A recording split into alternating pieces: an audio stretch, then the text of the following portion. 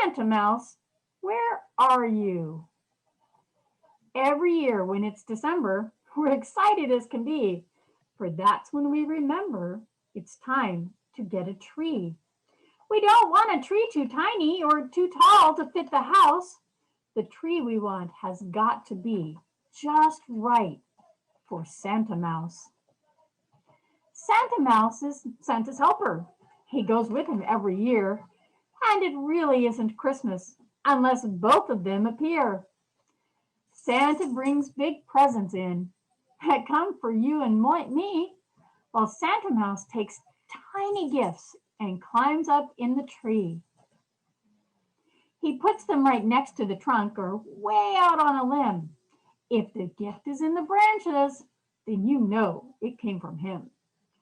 Now, once upon a time, all good stories start with once upon a time, someone who looked a lot like you and me was putting lights upon a tree, some green, some red, and some blue, when suddenly the person said, you know what there should be? A light right at the very top for Santa Mouse to see. It took a little help, of course, to set that special light, but finally, when bedtime came, it looked exactly right. Way up high above the rest, it shed a gentle beam, and when Little Eyes grew sleepy, it was shining in their dreams. Now, far off in his workshop, Santa Mouse was wrapping toys. He was hurrying to finish lots of things for little girls and little boys. As he hunted for a ribbon, suddenly this happy fellow gave a whistle of surprise because he found one. It was yellow.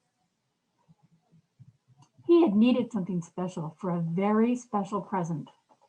But when a voice called him, very deep, yet very pleasant, it's time to travel, Santa Mouse. You know we can't be late. And Santa stepped into his sleigh. Come on, the deer won't wait. So Santa Mouse came running with his present at his side, and he leaped for Santa's shoulder. It was time for them to ride. Off they flew as fast as lightning. Santa Mouse was holding on, but he felt his gift was slipping. Then, oh my goodness, it was gone. He said stop and tried to save it, and at that moment off he fell. But old Santa didn't know it, and the sleigh went on pell-mell. He was falling, calling Santa, but with darkness all around, there was no one there to hear him. He was headed for the ground. Till he thought what he was holding, tucked his whiskers in his suit, took the paper and the ribbon, and produced a parachute. Then kerplunk, he hit a snowbank and disappeared from sight. But he crawled out with his gift and looked around him in the night. What he thought? Oh, I'm lost. Everything is cold and bare. The thing to do is find a house and wait for Santa there. But he found nothing but the wind that chilled him through and through.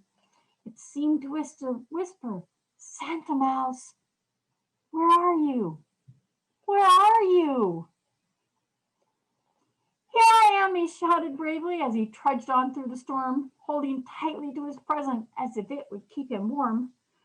He sat down and with a sniffle tried to tie the ribbon. He tied the ribbon in a bow.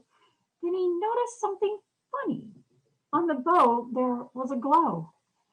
Somewhere near a light was shining. He jumped up, and it was true, for a tiny golden glimmer was gleaming through the blue. Remember how one special light was placed for Santa Mouse? He could see it now. It lit the way for him to reach the house. He crept inside, wrapped up his gift, and placed it in the tree. Then went to sleep to wait for Santa Claus, just like you and me. That's where Santa found him late that night upon his way. He picked him up and kissed him and then tucked him in his sleigh. So this year, when it's Christmas and you decorate your tree, why not put one little light on top that's as high as it can be? You may find a tiny present Christmas morning in your house. If it's tied with yellow ribbon, then who brought it? Santa Mouse. Isn't he cute?